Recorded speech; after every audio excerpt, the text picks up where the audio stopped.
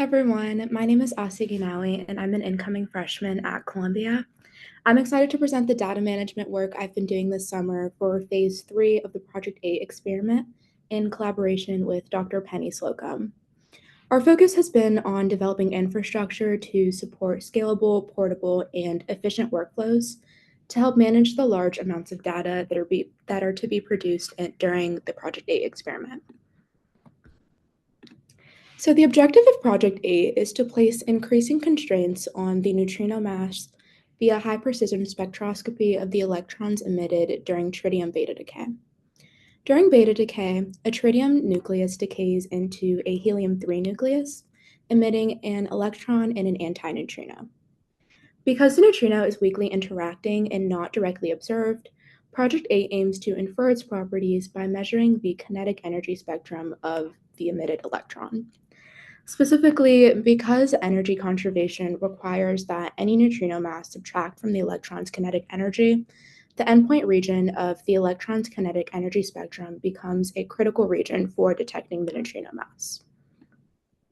On the right is a plot of the beta decay energy spectrum with two curves, the red one representing the theoretical spectrum if the neutrino were massless, and then the blue one showing how the spectrum changes if the neutrino has a very small non-zero mass. For the neutrino being zero, the spectrum drops sharply near the endpoint, and then on the other hand, a non-zero neutrino mass introduces a kinematic cutoff. It reduces a phase space near the endpoint and causes a kinematic distortion there. Again, this is because a non-zero neutrino mass reduces the maximum kinetic energy the electron can carry due to energy conservation. So by precisely measuring this distortion, Project 8 aims to constrain the neutrino mass. Currently, the best experimental limit is 0.45 electron volts per c squared, set by the Cadron experiment. However, Project 8 aims to push this limit down significantly, ultimately targeting a sensitivity below 40 millielectron volts. The Project 8 collaboration implements a novel technique called cyclotron radiation emission spectroscopy, CRESS, that was invented by Project 8 members Dr. Monreal and Dr. Formaggio, and pioneered by the collaboration. CRESS detects a very thin radio frequency radiation emitted by the tritium electrons as they spiral in a magnetic field. Then measurements of this frequency can be used to infer the electron's kinetic energy using the equation to the bottom left. Once again, mapping the electron's energy spectrum near the endpoint can reveal information about the neutrino mass. So Project 8 implements a phased approach. Phase 1 proved that the CRESS technique works for single electron events. Phase 2 extended this to specifically tritium's beta spectrum. Then phase 3, where we are now, is scaling up the detection volume to capture more events. And in the future, phase 4 will target the ultimate goal, which once again is sensitivity to 40 millielectron volts. Phase 3 specifically brings significant data challenges because of the increase in detector scale, which is specifically where my work fits into the grand scheme of kind of data in the Project 8 experiment. As phase 3 of Project 8 scales up, the data demands are becoming increasingly complex. So we're dealing with continuous data streams of approximately 10 megabytes per second, total volumes reaching several petabytes, heterogeneous data from multiple test strands, demonstrators, and simulations, as well as a mix of dynamic exploratory R&D workflows, as well as a stable production running. So to manage this effectively, our data infrastructure must adhere to FAIR principles, FAIR standing for findability, accessibility, interoperability, and reproducibility. And then a centralized queryable data catalog is essential for researchers in the collaboration to be able to explore available data sets, track prior analyses, and then identify opportunities for new or complementary studies. Also, scalable compute resources must be available to process both incoming and archived data which enables the generation of derived data products both in real-time and retrospective workflows. To address these needs, we've been working with Globus, a cloud platform for secure high-performance data transfer and sharing. Globus integrates really easily with Linux systems using what's called the Globus command line interface, which is key for automating workflows. It also handles identity management through federated logins, which means that there's no need to maintain local accounts or SSH keys. And then specifically for Project 8, it solves the problem of moving large data sets between HPC sites and analysis machines reliably and securely. This diagram summarizes an example of a potential modular workflow of data within Project 8, starting from the raw data source and ending in analysis-ready outputs. So on the left, you'll see the experimental and simulation data sources, which include real detector data coming from phase 3, as well as simulated data sets.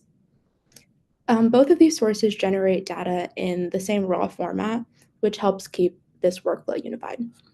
So once this data is created, it gets tagged with metadata that is then indexed into a searchable catalog shown near the middle. This catalog is essential for locating the exact subsets of data that is needed by a collaborator for a specific analysis without moving or scanning large quantities of files at a time. So collaborators can interact with this layer once again via the Globus command line interface, which performs targeted queries to return structured search results, which ends up listing specific file paths. Also, at Yale, the Project 8 group is working on generating large amounts of simulation data on the Grace HPC cluster, which is the Globus endpoint listed towards the top of the flowchart. Next, the circled area in the diagram is the automated workflow that I've been developing and testing.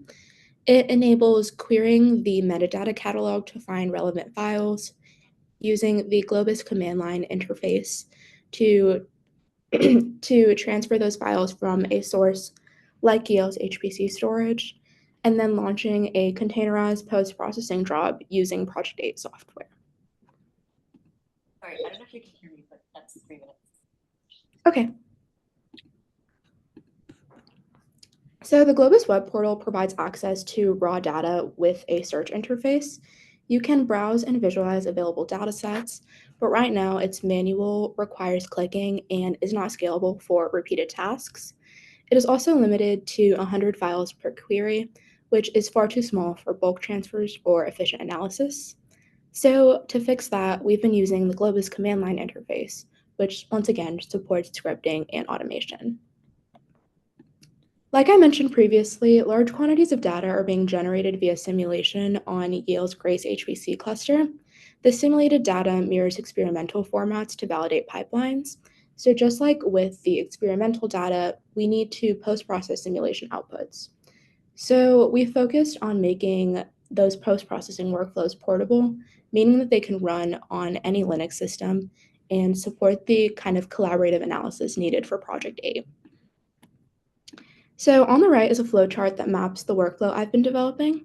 To locate relevant data without scanning full data sets, we use the metadata-driven search via the Globus CLI. Each file is tagged with the metadata and then indexed on a in a Globus search collection. And then in the center, you can see the search query format. The output of that is a structured list of files matching the criteria, which can be easily passed into the data transfer pipeline. So this selective search approach reduces unnecessary data movement and enables targeted analysis. And then once we have the relevant paths, we use the Globus command line interface to initiate transfer tasks between endpoints. In this case, for the simulated data, the source endpoint is a remote HPC storage collection. However, the source endpoint can also be the lab experiment. The destination endpoint is either a collaborator's local machine or a compute cluster. And then after the data is transferred, we move into the post-processing stage, which uses custom Project 8 software packaged inside Singularity containers. Singularity ensures that the software environment is consistent and portable across different Linux-based clusters. This means that collaborators can run the same analysis code without needing to manually install dependencies or configure local environments. These containers are then integrated into an automating post-processing script, which is launched using the Globus CLI. Sorry, 30 seconds. Okay, moving forward, we plan to refine the post-processing syntax goals of the Project 8 working groups. This includes integrating new post-processing methods currently being developed within the Project 8 collaboration. And then lastly, as shown in the flowchart to the right, we plan to integrate the post-processing outputs with a data framework with the goal of building a feedback loop for optimized analysis.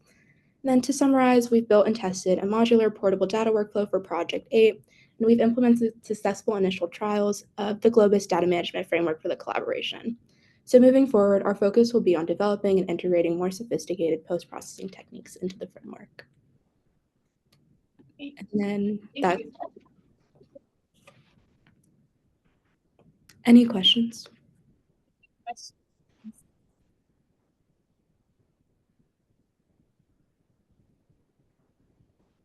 Okay, seeing none, thank you very much.